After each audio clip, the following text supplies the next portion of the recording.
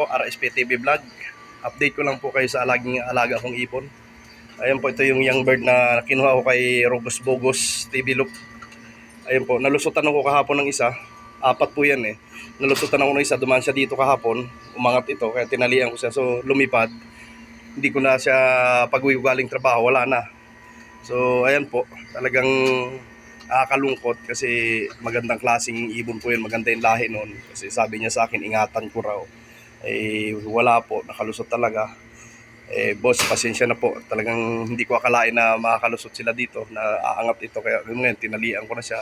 So nilagyan ko na, sinicure ko na para hindi na makalabas yung dalawa. Yung isa po, nilipat ko na dito sa aking loop. Ayun po. Ito po yung aking mga ibon. Medyo maano sila ngayon kasi sa sobrang init ng panahon dito sa Saudi. Talagang talagang naapektuhan sila. Ngayon, tinabihan ko na po sila ng tubig para hindi sila maubusan. Ayan, pinuno ko na yung aking lagayan para may vitamins na rin po para talagang sila, yung hindi sila ma-dehydrate. Ayan po yung mga ibon ko ngayon. Yan.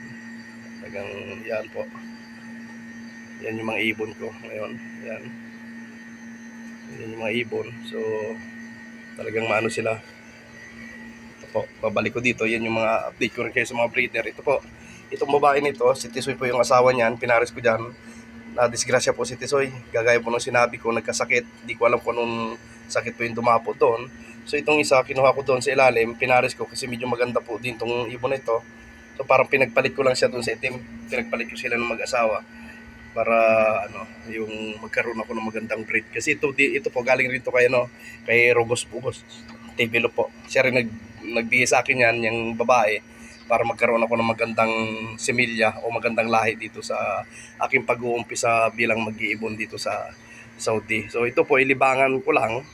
Hindi naman po talagang kinakarir. Libangan ko lang po siya pagkagaling ng trabaho. Talagang dito ako napunta sa ibon para check sila, tignan sila kung okay. Kaso kahapon, talagang kagabi pag-uwi ko, medyo talagang nalungkot ako dahil nawalan tayo ng isang ibon. Shout out niyo pala kay Rogos TV Loop. Boss, pasensya na. Nakalusot yung isa nakawala. So hindi ko na inaasahan na gano'n. Pasensya na talaga. Hindi natin naasahan na may ganong pagkakataon sa pag-iibon.